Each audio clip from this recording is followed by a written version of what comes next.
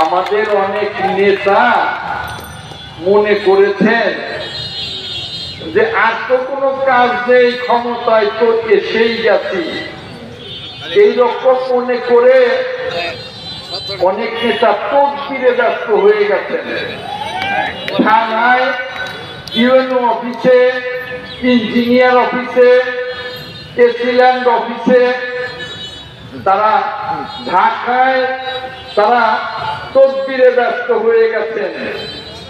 আমি তাদের সাবধান করছি, তাদের হুঁশিয়ার করছি, যারা তদবির করতে চান আমার কাছে আসবেন, আপনাদের পত্র আমার কাছে জমা দিয়ে তদবির করেন কতটুকু পারেন।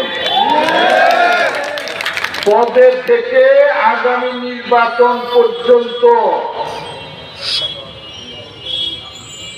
একটি নেতা তদবিরে যেতে পারবেন না, কোথাও না।